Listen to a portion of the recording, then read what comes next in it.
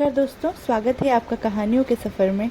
पिछले एपिसोड में आपने देखा कैसे वासुदेव ने भयंकर तूफान और उफानी यमुना को पार करके भगवान श्री कृष्ण को सुरक्षित गोकुल पहुंचाया। अब आगे की कहानी और भी अद्भुत है। गोकुल में उस रात गहरी शांति थी।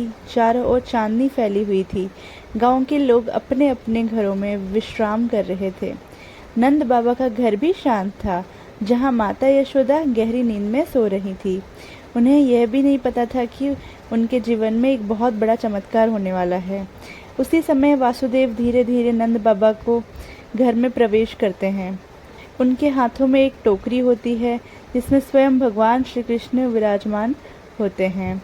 वासुदेव बहुत सावधानी से बाल कृष्ण को यशोदा के पास सुला देते हैं और वहां से सो रही नवजात कन्या को उठा लेते हैं। यह सब इतना शांत और चमत्कारी ढंग से होता है कि किसी को कुछ भी पता नहीं चलता। इसके बाद वासुदेव तुरंत वहां से निकल पड़ते हैं और उस कन्या को लेकर वापस मथुरा की ओर चल देते हैं। कारागार में पहुंचकर वह उसी स्थान पर वापस बैठ जाते हैं, मानो कुछ हुआ ही ना हो। सुबह होते ही जब कंस को इस जन्म की खबर मिलती है, वह क्रोध से भर उठता है।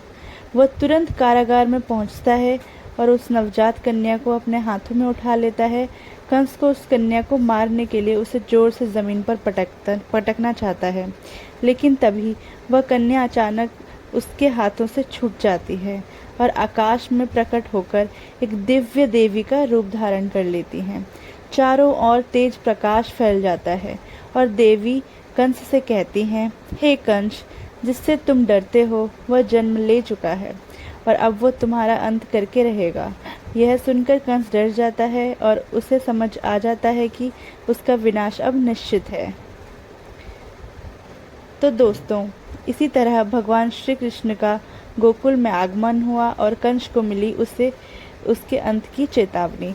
अगर आपको ये कहानी पसंद आई हो तो वीडियो को लाइक करें और कहानियों के सफ़र को सब्सक्राइब करना ना भूलें। मिलते हैं अगले एपिसोड में। जय श्री कृष्णा।